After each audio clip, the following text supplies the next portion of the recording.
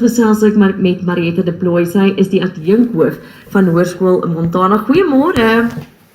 Goeiemôre Jennifer. Dit is so lekker om met julle te kan gesels en spesifiek dan ook nou te gesels oor hoekom julle ook graag betrokke wou raak by Groot FM se biddag. Ja, weet jy, ons dink julle inisiatief is ongelooflik. En ons Hoërskool Montana is nie skaam vir ons geloof nie. Dit is een van ons Montie se kernwaardes. Ons begin en eindig elke dag nog steeds met gebed. En ek weet nie hoe 'n skool daarsonder kan funksioneer nie. Ons neem graag deel aan die 24 uur biddag, omdat ons glo in die krag van gebed. Dit is ook nie eintlik toevallig dat ons CSV groep se Bybelvers vir die jaar dieselfde vers is as julle by Groot FM te vers vir hierdie gebedsinisiatief nie. Dit is Romeine 12 vers 12. Verbly julle in die hoop, wees geduldig in die verdrukking en volhard in gebed. En ek dink in die tyd waar ons land en ons jong mense en ons skole so voor baie uitdagings staan, wil ons doelbewustheid afstaan om te bid vir leiding, genesing en hoop. So ja, ons neem graag deel. Wat is van julle grootste uitdagings by die skool? Jong, ek dink skole en veral die jeug van vandag ervaar vreeslik baie aanslae. Weet goed soos groepsdruk, sosiale media, vrees. Dis maar 3 groot ewels in vandag se tyd.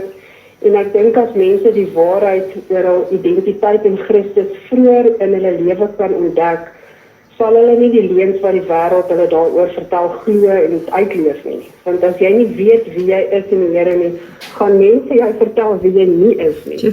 En jy gaan uitdagings en mense se opinies anders hanteer. Nou, hoe doen julle vandag julle biddag? Hoe kan die kinders betrokke raak? Wat is van die temas wat julle aanspreek?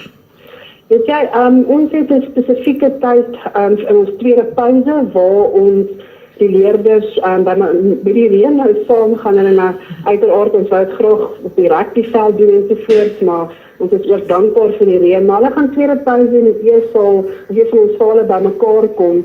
En ons paar temas wat ons oor gaan bid, is ons gaan bid vir ons leerders. Dat hulle moet fokus en waarheid in hulle lewe sal hê, dat hulle 'n gevoel van roeping sal hê, dat hulle sal besef daar is niks, dat hulle niks sonder God kan doen.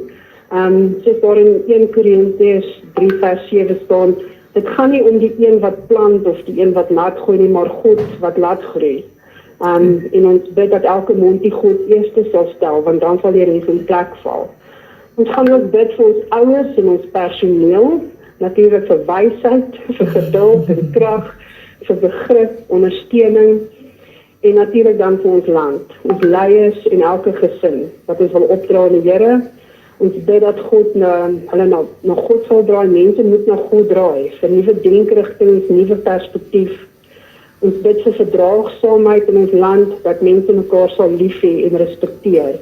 Dat mense sagter op mekaar sal wees en nie so vinnig sal oordeel nie. So ons tema by die skool vir die jaar is ook, dis hoe jy kyk. So dit is ook altyd 'n ander kant om na goed te kyk. Absoluut.